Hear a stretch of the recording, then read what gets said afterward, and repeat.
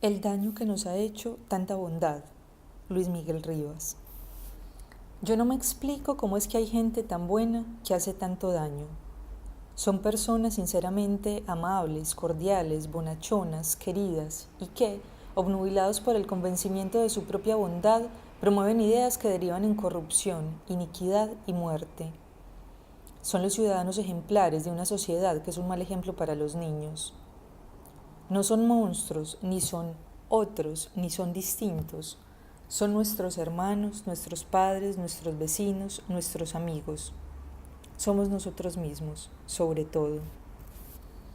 La otra vez me encontré en Medellín con una persona buena a la que aprecio y admiro, un hombre respetable en el sentido verdadero de la palabra, un veterano del periodismo, un intelectual honesto que como profesor me habló de la ética y la objetividad y la libertad de expresión, y que además ejercía un cargo importante en un diario conservador local. Me saludó con esa afabilidad honesta y profunda que siempre ha tenido y que despierta unas inminentes ganas de abrazarlo y quererlo para siempre. Pero en esa ocasión no pude ejercer mi cariño completamente porque la conciencia de ciertas cosas enrarecía mi afecto.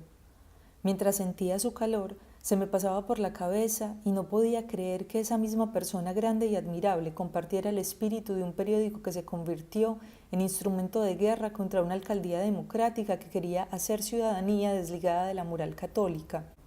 Un periódico que le sacó el cuerpo a asuntos tan graves como el manejo corrupto de subsidios estatales por defender a ultranza a un gobierno que favorece a sus propietarios. Un periódico que no asumió posiciones fuertes frente a hechos graves de irrespeto a la vida como los falsos positivos, que excluyó de sus páginas a los periodistas más lúcidos porque pensaban distinto, un medio de comunicación que ejerce la virulencia y la hazaña para atacar todo lo que pretende desvirtuar la hegemonía de una mentalidad católica en un mundo político que pugna por ser cada vez más racional y laico. Todo esto lo recordé frente al rostro sincero y bueno de mi profesor. Con el enredo de sentimientos y los pensamientos, solo alcancé a decirle algunas palabras formales y me despedí. Si se hubiera tratado de un hombre perverso, podría haberme enojado, haberlo confrontado en público, hasta haberlo insultado. Pero sentí a un hombre recto que ejercía una idea que él consideraba recta.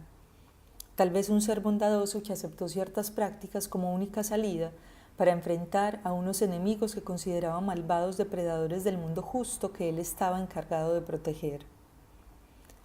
Luego, tratando de entender un poco, me acordé de una película, Sed de Mal, en la que Orson Welles interpreta a un viejo policía que busca desintegrar a una banda de criminales, para lo cual, conocedor de la lentitud e ineptitud de la policía oficial, echa mano de prácticas antiéticas y métodos ilegales que le abren un camino expedito a su justicia personal, una situación típica del cine negro y de nosotros. Como en el cine negro, hay un enemigo malvado al que se debe suprimir a como dé lugar. Parte del encanto que tiene ese género radica en que nos muestra héroes no muy distintos a nosotros mismos, un poco envilecidos para no ser aplastados por un mundo vil, que acaban con el mal principal satisfaciendo nuestros deseos de venganza y confundiendo en un solo sentimiento la revancha y la justicia. Al final caen los criminales, son atrapados o asesinados y el detective sigue su vida. Hay soluciones externas, pero en el orden de cosas y en el interior de los personajes, los criminales y el héroe, nada ha cambiado. Eso es lo que permite que podamos esperar una próxima aventura en la que el detective se enfrentará con otros malhechores. Si en esas historias se suprimiera la corrupción en sus bases, no habría más capítulos, moriría la novela negra, cosa que no queremos quienes disfrutamos del género. El personaje de Welles concibe la degradación humana como el piso inmodificable desde el cual debemos partir y por eso no busca un mundo mejor, ni se atiene a idealismos de ese tipo, sino que se propone algo más efectivo y visible, recuperar las condiciones enrarecidas pero estables que existían antes del crimen.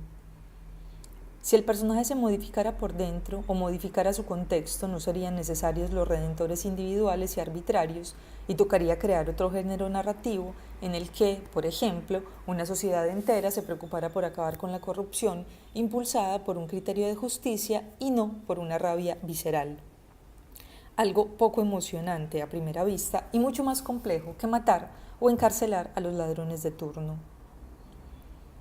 Pienso en un tendero de la esquina de mi casa que habla con pasión y rabia de que hay que acabar con todo lo que sea desorden a como dé lugar. Y pienso en algunos conocidos y amigos cercanos que directa o veladamente defienden con fervor o hacen guiños de condescendencia al paramilitarismo porque debido a él en su municipio hay más seguridad y todo parece funcionar ordenadamente. Pienso en mí mismo cuando en el cansancio de una fila aprovecho la oportunidad para pasar los papeles por debajo y salir más rápido. Y pienso en la mayoría de gente de mi barrio que no tendría problema en votar por cualquiera con tal de que les dé la esperanza de conseguir un trabajo.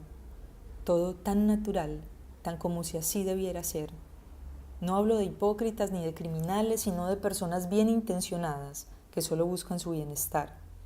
Ciudadanos de a pie, nosotros, regidos por una manera de pensar arraigada en lo más profundo de nuestro ser, hasta el punto de no darnos cuenta y de no darle nombre.